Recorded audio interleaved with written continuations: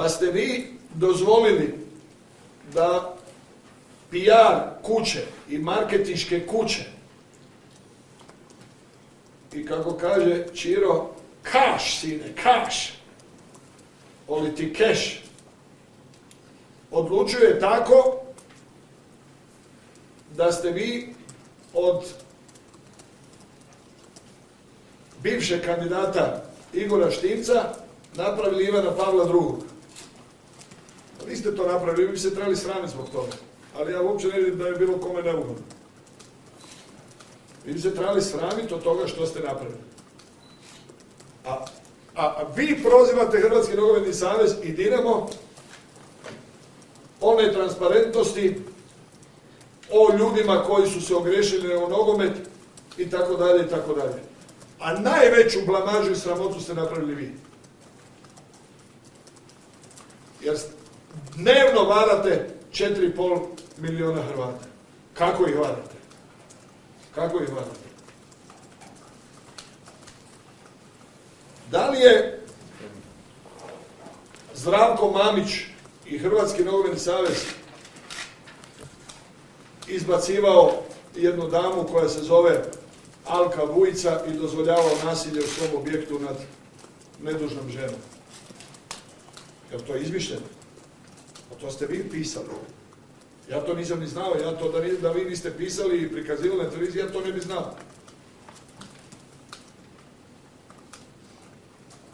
Je li HNS i Zdravko Mamić tukli službenu osobu u Rijeci, suca Jedvaja, gdje je sudac dobio 6 mjeseci, odnosno gdje je Štimac dobio 6 mjeseci zabrane rada u nogometu? Jesu li HNS i Zdravko Mamić vršili, kako to kaže UEFA u obrazloženju svoje odluke, nasilje nad protivnikom u Splitu 2001.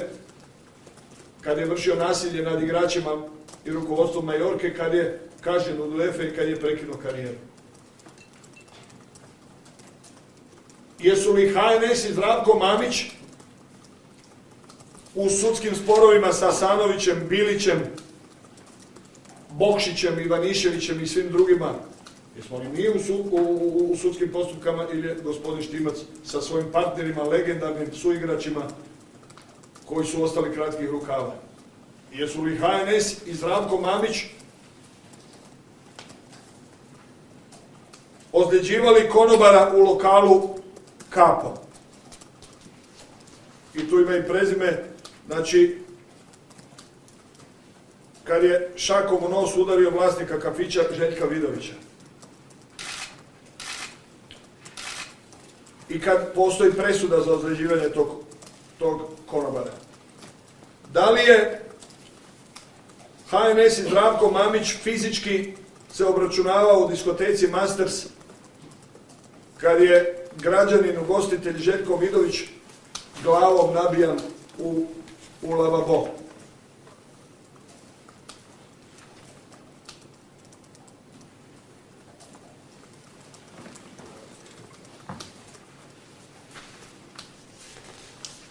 Da li je HNS i Zdravko Mamić,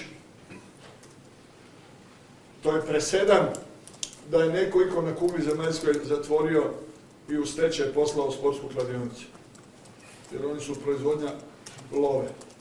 I da li smo mi ostavili na ulici nekoliko stotina djelatnica i djelatnika bez posla i bez prava na koji su imali?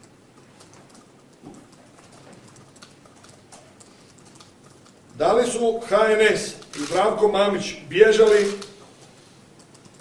sa križanja Fallerovog šetališta Ljubljanske avenije sa mjesta automobilske nesreće?